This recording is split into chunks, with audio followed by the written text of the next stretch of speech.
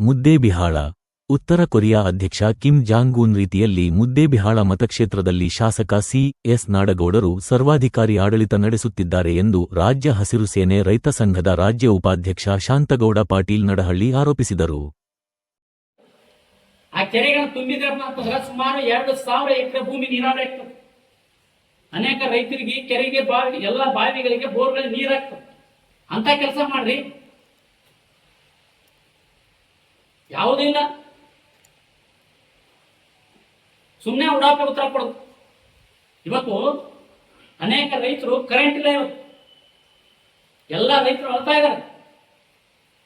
ನಾವೇ ಅನೇಕ ಹೋರಾಟಗಳನ್ನು ಮಾಡಿ ಇವತ್ತು ಬೆನ್ನ ಹತ್ತಿ ಏನಪ್ಪ ಅಂತ ಎಸ್ಟಿಮೇಟ್ ಮಾಡಿ ಕಳಿಸಿದೀವಿ. ಅಲ್ಲಿ ಲೈನ್ಗಳು ಸಪರೇಟ್ ಫೀಲ್ಡರ್ ಮಾಡಕ್ಕೆ ಯಾವ ಲೈನ್ ಡಿವೈಡ್ ಮಾಡಕ್ಕೆ ಕಳಿಸಿದ್ವಿ. ಒಂದಿನ ಒಂದು ಅಧಿಕಾರಿಗಳಿಗೆ ಫೋನ್ ಮಾಡಿ ಹೇಳಿ ಯಾಕೆ ಹಿಂಗ ಹಾಕತ್ತದಪ್ಪ ಏನು ಅಂತ ಕರೆದು ಮಾಡಲಿಲ್ಲ. ಒಂದಿನ ಅಧಿಕಾರಿಗಳ ಕರೆದು ಒಂದು ಮೀಟಿಂಗ್ ಮಾಡಲಿಲ್ಲ. ಇವ್ರು ಹೇಳ್ತಾ ಇದಾರೆ ನಾಗರಬೆಟ್ಟ ಏತನಿವ್ರು ಯಾಕೆ ನಿಂತಿದೆ, ಅವರೇ ಇದ್ರಲ್ರಿ ಕಾಂಟ್ರಾಕ್ಟರ್ ಅವರು. ಎಸ್ ಎಂ ಬಿರೋದಾರ ಯಾರು ಏನ್ ಕೇಳ್ತಾರೆ? ಎಸ್ ಎಂ ಹೌದಪ್ಪ, ಎಸ್ ಎಂ ಬಿರೋದಾರ ನನ್ನ ಮಾವ, ನನಗೆ ಹೆಣ್ಣು ಕೊಟ್ಟು ಮಾವ. ಅವ್ರ ಕೆಲಸ ಏನಿದೆ? ಗುತ್ತಿಗೆದಾರ ಕೆಲಸ ಏನಿದೆ? ಯಾವತ್ತು ಒಂದು ಟೆಂಡರ್ ಕರಿಬೇಕಪ್ಪ ಅಂತಂದ್ರೆ ಮೊದಲು 4-1, 6-1, 9-1 ಅವಾರ್ಡ್ ಕಾಪಿ ಮಾಡಿ ಟೆಂಡರ್ ಕರಿಬೇಕು. ಎಲ್ಲಾ ರಾಜ್ಯದಲ್ಲಿ ಸಿಸ್ಟಮ್ ಹಿಂಗೆ ಇದೆ.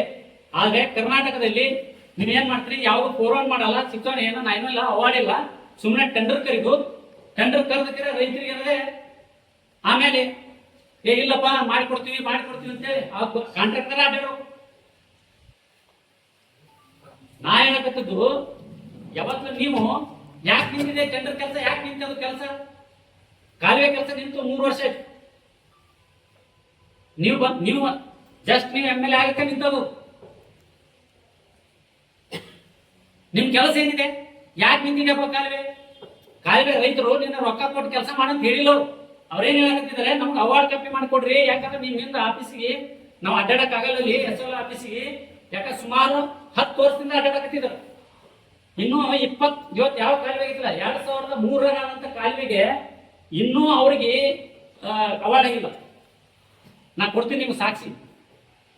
ಒಂದು ದಿನ ಕರ್ಕೊಂಡು 8 ಮಂದಿ ರೈತರಿದ್ರಪ್ಪ, ಯಾರಿಗೆ ಅವಾರ್ಡ್ ಆಗಿಲ್ಲ, ಏನ್ ಸಮಸ್ಯೆ ಆಗಿದೆ ಬರ್ರಿ, ಸಂಬಂಧಪಟ್ಟ ಅಧಿಕಾರಿಗಳ ಕರೆದು ಮೀಟಿಂಗ್ ಮಾಡಿ ವಿಚಾರ ಮಾಡೋದಿಲ್ಲ. ಯಾವತ್ತು ಒಂದಿನ ಮೀಟಿಂಗ್ ಮಾಡಿದ್ರೆ ಹೇಳಿದ್ರು ನೋಡಿ ತೋರಿಸ್ಬಿಟ್ಟೇವೆ ನಾವು. ಯಾವುದೂ ಇಲ್ಲ. ಮಾಡ್ಬೇಕಾಗಿತ್ತಿಲ್ಲ, ಅವ್ರು ಬಗೆಹರಿಸ್ಬೇಕಾಗಿತ್ತಿಲ್ಲ. ನಾ ಹೇಳಕತ್ತಿದ್ದೀನಿ, ನೀವು ಅವ್ರು ಹೇಳಿದಾರೆ ಏನಂತ ಹೇಳಿ, ಆಧಾರದ ಆಯ್ತಪ್ಪ, ಆಧಾರದ ಜೊತೆಗೇನೆ ನಾ ಮಾತಾಡ್ತೀನಂತ. ಅದಕ್ಕೆ ಒಂದಿನ ಇಲ್ಲೇ ಮುದ್ದೆ ಮಾಡಿದ್ರೆ ಎಲ್ಲರೂ ಒಂದು ಸಾರ್ವಜನಿಕ ಸಭೆ ಕರೆದ್ರು, ಜನತಾ ನ್ಯಾಯಾಲಯದಲ್ಲಿ ತೀರ್ಮಾನ ಆಗ್ಲಿ, ನಾನು ಸಾಕ್ಷಿ ಸಮೇತ ನಿಮ್ಗೆ ಆಧಾರ ಇಡ್ತೀನಪ್ಪ, ನೋಡ ನನ್ ಸರಿ ಅಂತಾರೋ ನಿನ್ ಸರಿ ಅಂತಾರೋ, ನಂದು ತಪ್ಪು ಅನ್ನೋದಾದ್ರೆ ನಾ ಇವತ್ತೇ ಕರ್ನಾಟಕ ರಾಜ್ಯ ರೈತ ಸಂಘದಿಂದ ನಿವೃತ್ತಿಯಾಗಿ ನಮ್ಮ ಕೆಲಸ ನಾವು ಮಾಡ್ತೀವಿ. ಇವತ್ತು ಸಂಘದಲ್ಲಿ ಆಗ್ಲಿ ರಾಜಕಾರಣದಲ್ಲಿ ನಾವು ಬರುವುದಿಲ್ಲ. ಒಂದ್ ವೇಳೆ ನಾ ಹೇಳಿ ಸರಿ ಆಯ್ತಪ್ಪ ಅಂತಂದ್ರೆ ನೀವು ರಾಜೀನಾಮೆ ಕೊಡ್ಬೇಕು. ನೀವೇನ್ ಬಾಗೇವಾಡಿ ಮನೆ ಕೊಟ್ಟಿರಂತಲ್ಲ, ನಾ ಹಾಕ್ಯಾರ ಅಂತ ಹೇಳಿದ್ರಿ, ಆಶ್ರಯದಲ್ಲಿ ಅವ್ರ ಮನೆ ಇದೆ, ಅದು ಇಲ್ಲ ಅಂತಂದ್ರೆ ನೀವು ರಾಜೀನಾಮೆ ಕೊಡ್ಬೇಕು. ಕರೆ ಇತ್ತಪ್ಪ ನೀವು ರಾಜೀನಾಮೆ ಕೊಡ್ಬೇಕು. ನೀವೇ ಅಲ್ಲರಿ ಅಧ್ಯಕ್ಷರು. ಏನ್ ಸರ್ಕಾರ ಯೋಜನೆ ಬರ್ತಾವ, ಕಾರ್ ಬರಲಿ ಏನೋ ಬಂದ್ರು ಅಲ್ಲೇ ಸುತ್ತಮುತ್ತ ತಮ್ಮ ಕೈಯಾಗ ಯಾರು ಕಚೇರಿ ಇಟ್ಕೊಂಡು ಅಡ್ಡಾಡ್ತಾರೋ ಅವ್ರಿಗೆ ಕೊಡೋದು. ಯಾಕೆ ದಿನ ಕಚೇರಿ ಇಟ್ಕೊಂಡು ಅಡ್ಡಾಡ್ಬೇಕ? ಅದಕ್ಕೆ ನಾನು ಹೇಳ್ತಾ ಇದ್ದೇನೆ, ಇವತ್ತು ಯುವ ಶಕ್ತಿ ಜಾಗೃತರಾಗಿದ್ದಾರೆ, ಎಲ್ಲ ಗೊತ್ತಾಗಿದೆ.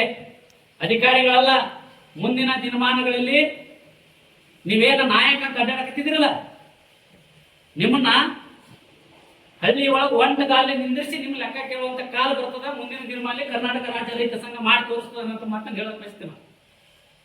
ಯಾಕಂದ್ರೆ ನಾವೆಲ್ಲ ಜಾಗೃತರಾಗಿದ್ವಿ. ನೀವು 3 ವರ್ಷದಾಗ ಏನೇನ್ ಮಾಡಿದ್ರಿಪ್ಪ ಹೇಳಿ ನೋಡೋಣ. ಯಾವ ಇಲಾಖೆಯಲ್ಲಿ ಎಷ್ಟು ಹಣ ತಂದಿದ್ರಿ? ನಿಮ್ಮ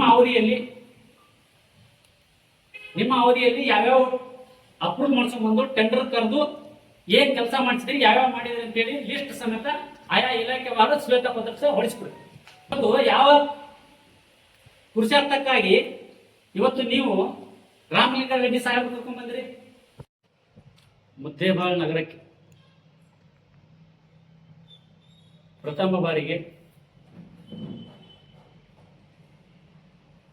ಕರ್ನಾಟಕ ಸರ್ಕಾರದ ಜಲ ಸಂಪನ್ಮೂಲ ಸಚಿವರಾದಂಥ ರಾಮಲಿಂಗಾರೆಡ್ಡಿ ಸಾಹೇಬರು ಇವತ್ತು ಮುದ್ದೇಬಾಳ್ ನಗರಕ್ಕೆ ಬಂದು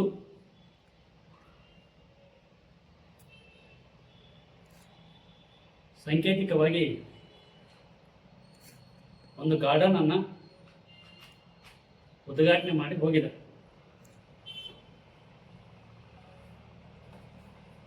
ಆ ನೀರಾವರಿ ಸಚಿವರನ್ನ ನಮ್ಮ ಭಾಗದ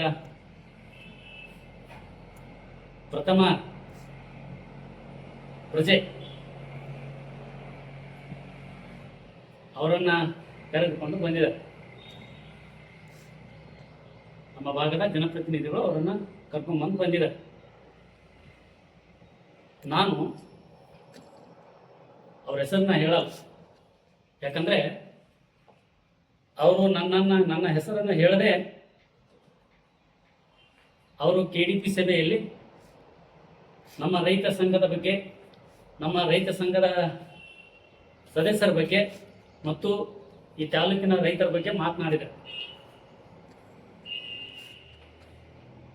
ನಾನು ಅವ್ರಿಗೆ ಹೇಳಕ್ ಬಯಸ್ತೇನೆ, ನೀವು ಶಾಸಕರು